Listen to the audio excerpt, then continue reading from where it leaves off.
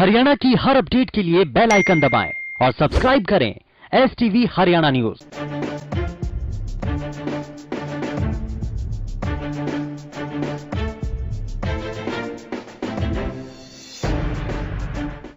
नमस्कार, आप देख रहे हैं हमारी खास पेशकश और मैं हूं आपके साथ शुभेंदु सिंह। और देश प्रदेश के अंदर कोरोना संक्रमण के मामले बहुत तेजी के साथ बढ़ रहे हैं और बढ़ते हुए ये मामले प्रशासन और सरकार के सामने एक बड़ी चुनौती है। चिंता इस बात की कि आखिर इस बढ़ते हुए संक्रमण को कम कैसे किया जाए।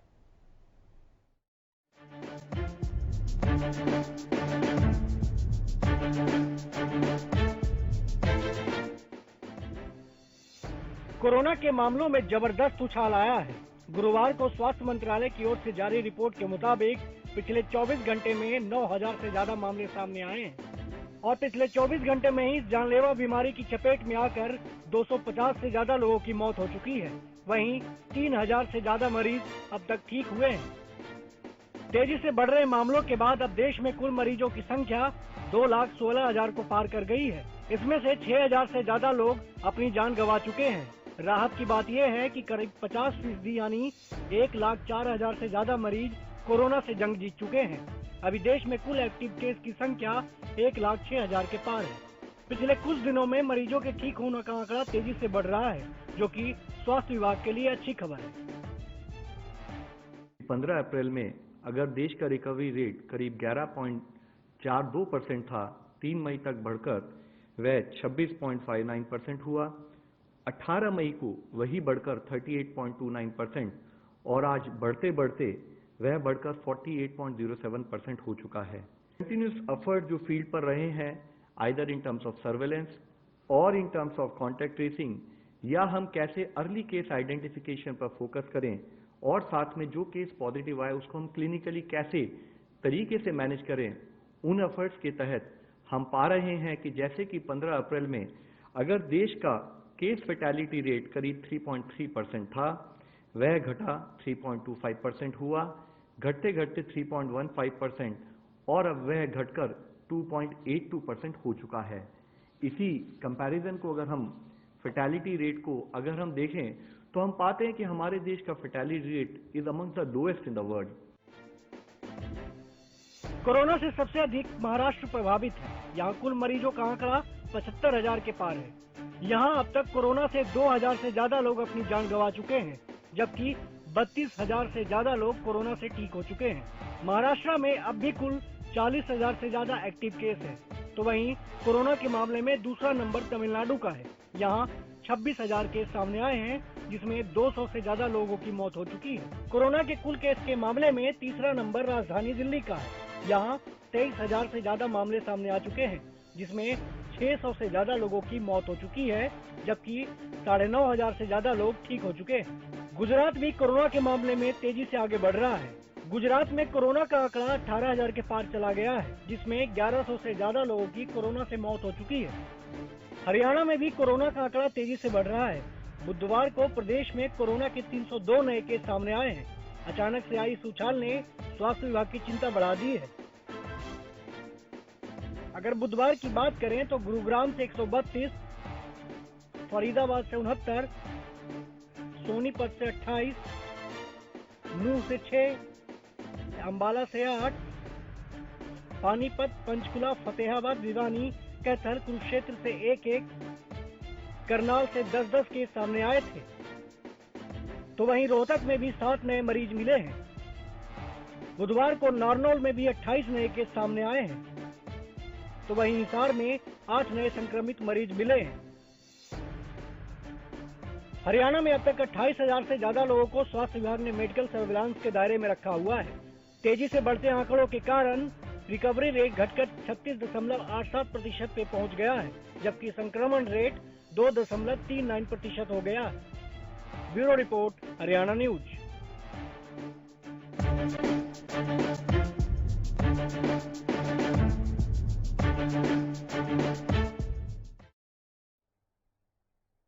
तो कोरोना संक्रमण के बढ़ते मामलों को लेकर के एक रिपोर्ट हमने आपको दिखाई है, लेकिन जरा आपको प्रदेश के अलग अलग हिस्सों की तस्वीरें भी दिखाते हैं और किस इलाके में अभी तक कोरोना संक्रमण कहां तक पहुंचा है। एहतियात के तौर पर प्रशासनिक अधिकारी, सरकार क्या कदम उठा रही है वो भी हम आपको बताएंगे, लेकिन सबसे पहले आपको दिखाते हैं गुरुग्राम की तस्वीरें।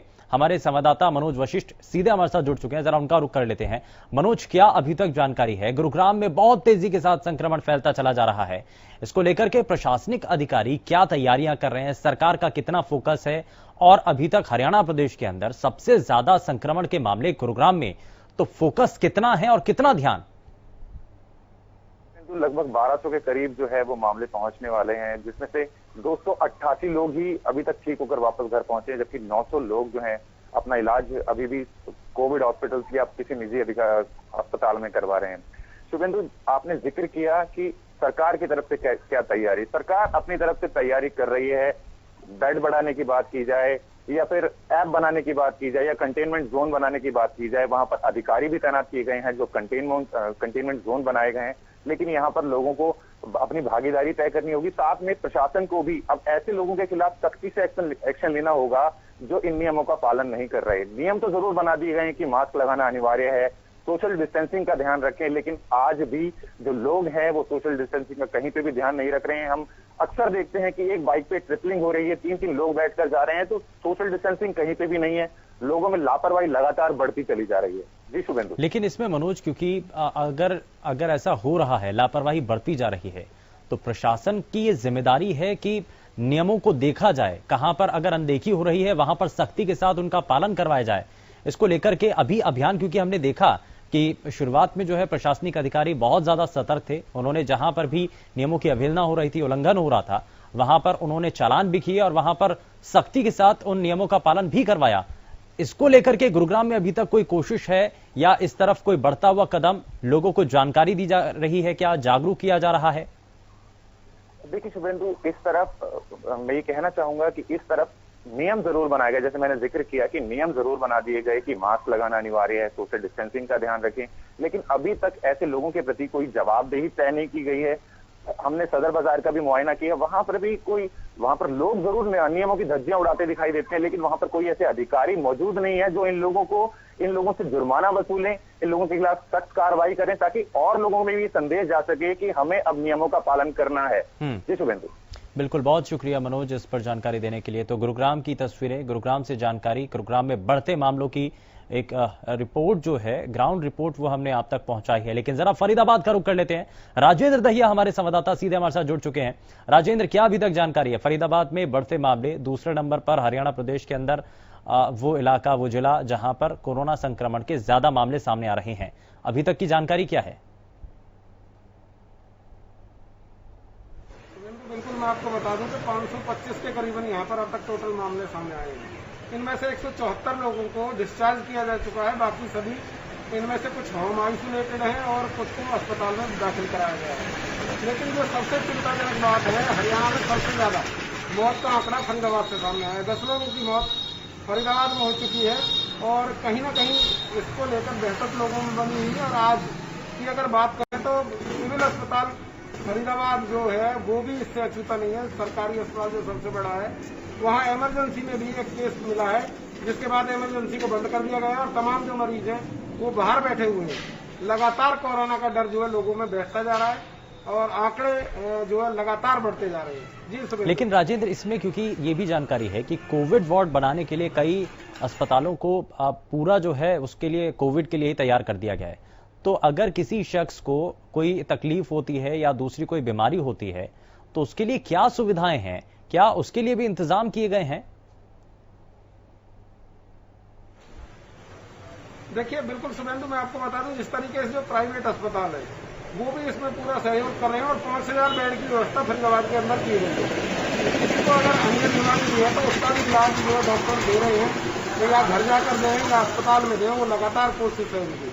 और लगातार जो डॉक्टरों की टीम है वो वाकई अच्छे कार्य कर रही है, इसमें कोई दो राय नहीं है। लेकिन उसके बावजूद भी जिस तरीके से लोग बात को समझने के लिए तैयार नहीं है, सोशल डिस्टेंसिंग की धज्जियां उड़ाई जा रही है, ये अपने आप में चौंकाने वाली बात है। क्योंकि सबको पता है कि जिस तरीके से कोरोना संक्रमण बढ़ता जा रहा है वो कहीं ना कहीं खतरे की बात है। लेकिन उसके बावजूद भी लोग सबक नहीं ले रहे हैं और तमाम जो लोग हैं वो यहाँ पर सोशल डिस्टेंसिंग की धज्जियां उड़ाते हुए दिखाई देते हैं ज्यादातर लोग। लेकिन राजेंद्र, इस दौरान हमने ये भी देखा कि बाजारों को खोलने के लिए जब लेफ्ट राइट सिस्टम को छोड़ करके सभी का जो है पूरा एक साथ खोल दिया गया, लेकिन अब बाजारों के अंदर तस्वीरें क्या हैं? शुरुआत में तो लोगों ने ज्यादा ध्यान नहीं दिया, जैसा कि आप बता भी रहे हैं कि लोगों ने अवहेलना की नियमों की, चेहरे को ढककर नहीं रखा, सोशल डिस्टेंसिंग का पालन नहीं किया। अब लेकिन इतना समय बीत चुका है, अनलॉक की तरफ भी हम जब आगे बढ़ चुके हैं, 1-2 दिन बीत चुके हैं इसमें, तो अब लोगों को क्या ये बात समझ आ रही है कि सोशल डिस्टेंसिंग का पालन करना है, चेहरे को ढक करके रखना है, अगर बाहर जाना है तो पहले से कुछ बदलाव आया है? बिल्कुल, मैं आपको बताना चाहूंगा, नियम बना दिए गए हैं लेकिन नियमों को अमल में नहीं लाया जा रहा है।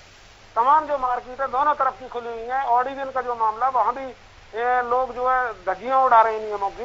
तो कहीं ना कहीं ये सोशल डिस्टेंसिंग की बात बाद में आती है, जब नियम ही लागू नहीं हो पा रहे हैं तो कहीं ना कहीं ये चिंताजनक बात है। लोग मुंह पर मास्क नहीं लगा रहे हैं। मैं आपको यहाँ का नजारा दिखा देना चाहता हूँ, किस तरीके से जो है लोग, आप देख सकते हैं दोनों साइड में दुकानें हैं जो वो खुली हुई हैं और ना लोग मास्क लगा रहे हैं। और इसी तरीके से जो है पूरी तरह पूरे फरीदाबाद में यही हाल लगभग बना हुआ है। तो कहीं ना कहीं ये चिंता का विषय है। लोग इस बात को समझने को तैयार है। हालांकि प्रशासन लगातार जागरूक कर रहा है, तमाम नेता इस बात को लेकर भी लोगों को आह्वान कर रहे हैं कि वो सोशल डिस्टेंसिंग मेंटेन रखें, मुंह पर मास्क लगाएं, लेकिन लोग हैं कि मुंह पर मास्क लगाने के लिए तैयार नहीं है। जी शुभेंदु। लेकिन राजेंद्र, इसमें जैसा कि आप दिखा भी रहे हैं, दोनों तरफ की दुकानें खुली हुई हैं, दुकानें खोल दी गई हैं, वापस पटरी पर व्यवस्था लाने की कोशिश है, लेकिन क्या अभी तक उस तरीके से सब चीजें वापस लौट पाई हैं?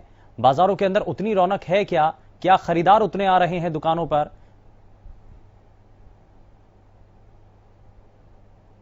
काफी सारे दुकानदार ऐसे भी हैं जो दुकान अभी तक भी नहीं खोल रहे। कुछ लोगों ने अपनी दुकानें भी बंद की हुई हैं ताकि इस बीमारी से निपटा जा सके, लेकिन ऐसे लोगों की संख्या बहुत कम है। जब तक सभी लोग इस बात को नहीं समझेंगे कि सोशल डिस्टेंसिंग और मुंह पर मास्क लगाना अति आवश्यक है, सैनिटाइजर भी रखना अति आवश्यक है, तो कहीं ना कहीं इस बीमारी से निपटना संभव नहीं है। और लगातार जो है इसका आंकड़ा वो बढ़ रहा है, वो एक सोशल डिस्टेंसिंग का कारण भी माना जा रहा है। ये शुभेंदु। ठीक है, बहुत शुक्रिया राजेंद्र इस पर जानकारी देने के लिए। तो फरीदाबाद की तस्वीरें ये हमने आप तक पहुंचाई हैं, लेकिन प्रदेश के बाकी हिस्सों की भी तस्वीरें हम आपको दिखाएंगे, बताएंगे आपको पूरे प्रदेश का हाल, लेकिन छोटे से ब्रेक के बाद।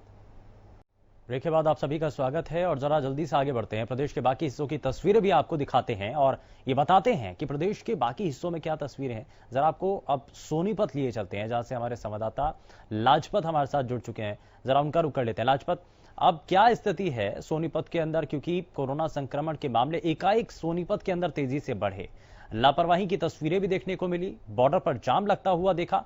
आज की तस्वीरें क्या है? बात करें तो ताजा मामले लगातार बढ़ते हुए नजर आ रहे हैं। ऐसे में दिल्ली नजदीक होने की वजह से सोनीपत पर काफी बड़ी आफत है। अभी भी कोरोना के पेशेंट बढ़ेंगे, क्योंकि वजह यह है कि जो दिल्ली से ट्रेवल हिस्ट्री है वो लगातार जारी है।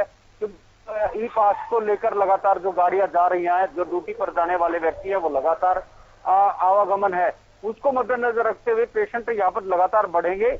दिल्ली सरकार को समय रहते उनको वहीं पर व्यवस्था करनी चाहिए, वहीं पर रोकने की व्यवस्था काफी बड़ी जरूरत है। ऐसे में लगातार बॉर्डर को सील तो किया गया है हरियाणा की तरफ से भी और दिल्ली की तरफ से, लेकिन सिर्फ खानापूर्ति और राजनीति देखने को मिल रही है। ऐसे में लगातार लोगों की जिंदगी की और मौत की लड़ाई है, लेकिन इस पर भी राजनीति है। राजनीति इसलिए कि जो दिल्ली सरकार है उसको संज्ञान लेना चाहिए। जो दिल्ली से आवागमन है, 50% लोग हैं जो दिल्ली नौकरी करते हैं, ड्यूटी करते हैं, उनको व्यवस्था दिल्ली में ही करनी चाहिए ताकि जो परिवार है वो सेफ रह पाए। लेकिन ऐसे में सिर्फ राजनीति की रोटियां सेकी जा रही हैं और लगातार जो कोरोना के पेशेंट बढ़ते हुए सोनीपत में आ रहे हैं। तो आप ये बता रहे हैं लाजपत की ट्रेवल हिस्ट्री दिल्ली की है ज्यादातर, सोनीपत के अंदर जितने भी मामले सामने आ रहे हैं देखने को मिल रहे हैं, इसको लेकर के प्रशासनिक अधिकारी इस पर क्या कह रहे हैं? क्या इसको लेकर के अलग से कोई रणनीति है कि ट्रेवल हिस्ट्री अगर दिल्ली से ज्यादा आ रही है तो सोनीपत के इलाके को कुछ अलग से ट्वीट किया जाए, वहां पर कुछ ज्यादा बारीकी से ध्यान रखा जाए? जी बिल्कुल, देखिए प्रशासन की तरफ से तैयारी जरूर है, लेकिन सरकार के जैसे आदेश होते हैं वैसे ही प्रशासन काम करता है। लेकिन यहाँ पर सवाल है कि लोगों की जिंदगी कैसे बताई जाए। जिंदगी बताना काफी बड़ी जरूरत है। लगातार जो कोरोना के पेशेंट है वो ट्रेवल हिस्ट्री जो है वो दिल्ली से है और प्रशासन ने सिर्फ खाना पूर्ति के लिए 1 सप्ताह या 2 सप्ताह के लिए सभी बॉर्डरों को सील किया गया था जो सोनीपत के लिए अंदर आने के लिए।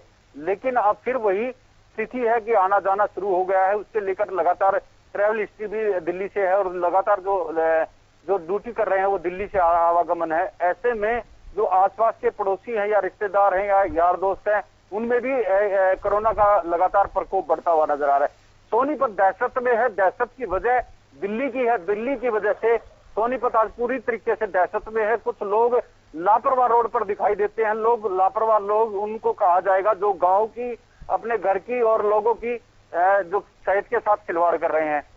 जो हमें लगातार जो हरियाणा न्यूज भी अपील करता है कि आप गांव से बाहर ना निकले, घर से बाहर ना निकले, एक दूसरे से दूरी बनाकर रखें। लेकिन लोग लापरवाह लगातार रोड पर दिखाई दे रहे हैं। बहुत बहुत शुक्रिया लाजपत इस पर जानकारी देने के लिए। लेकिन कोरोना से जंग हम जीत जाएंगे, उसके लिए बस हमें थोड़ा सा एहतियात बरतना है, थोड़ा सा हमें सजग होना है, हमें ध्यान रखना है उन नियमों का जो कि अभी तैयार किए गए हैं इस लॉकडाउन के दौरान। और उन महत्वपूर्ण नियमों में से 2 नियम यही हैं कि चेहरे को ढक करके रखें और सोशल डिस्टेंसिंग का पालन जरूर करें। फिलहाल के लिए बस उतना ही। नमस्कार।